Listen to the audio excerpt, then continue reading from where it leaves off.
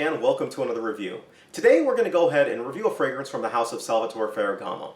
This is not from their designer side, it's actually from their private line or their niche side.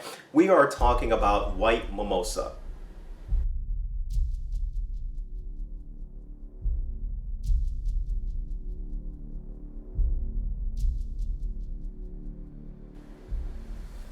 Now, White Mimosa was released in the year 2014.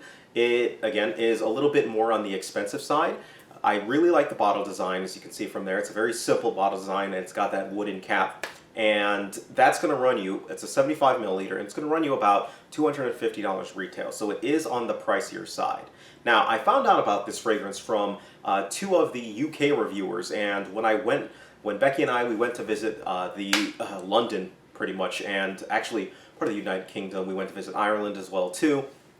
While we were there, these two reviewers, very generous, Greg and Raj, they ended up giving us a whole bunch of samples and everything like that. And this was part of that compilation and part of those fragrances that they gave. So without that, I doubt I would have ever really gotten my nose on this.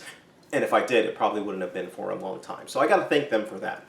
All right, so with that, let's just go ahead and dive right into the fragrance itself. Right? The notes are listed on the screen.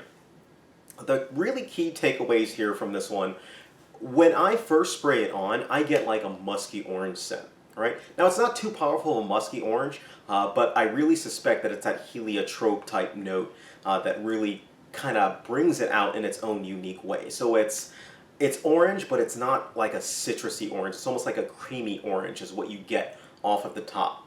Now, the other major thing that comes up in this is the florals. The florals really start to shine in this fragrance and really give it its own thing.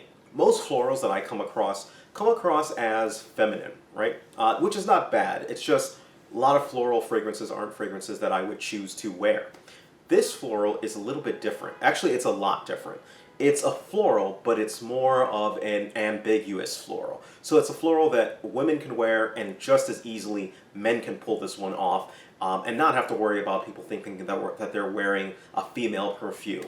Now, again, just a disclaimer, you may have known I don't really take gender role into consideration with fragrances, but I do understand that some people do not want to smell like florals or anything like that. So that's just a little addendum. Anyway, as this fragrance begins to develop on my skin, I start to get a lot more of this vanilla-like vibe. And that vanilla-like vibe really becomes really nice and welcoming and inviting. And it smells, that coupled with the florals, just smells, it smells fantastic. And overall, at the end of the day, if I'm going to go ahead and classify this scent, this is I would say a sweet floral.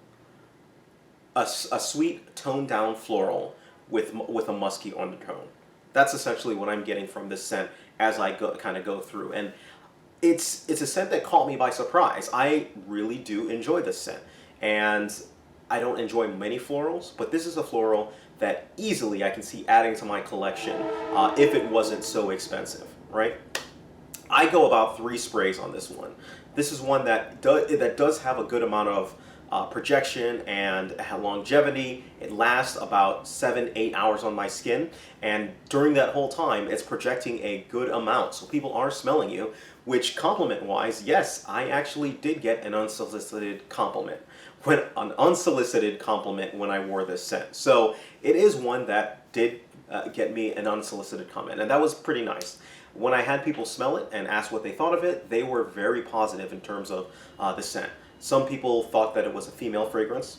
Some people thought that it was a fragrance more geared towards men. I really got it, both ways, if you will.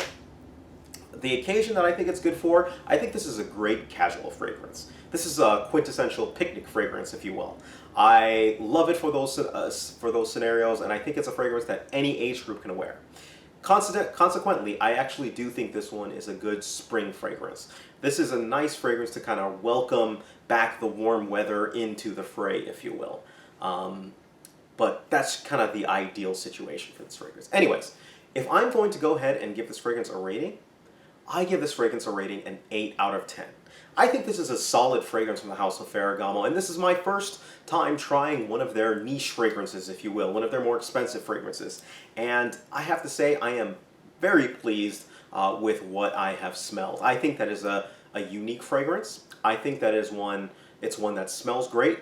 It is going to be very pleasing to those that are around you.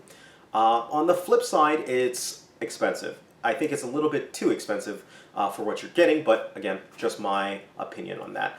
I also think that it's the florals that you're getting from this scent are very interesting enough to kind of tie into my earlier comment that it's unique. This is not your typical floral, and I would still classify it as a floral scent.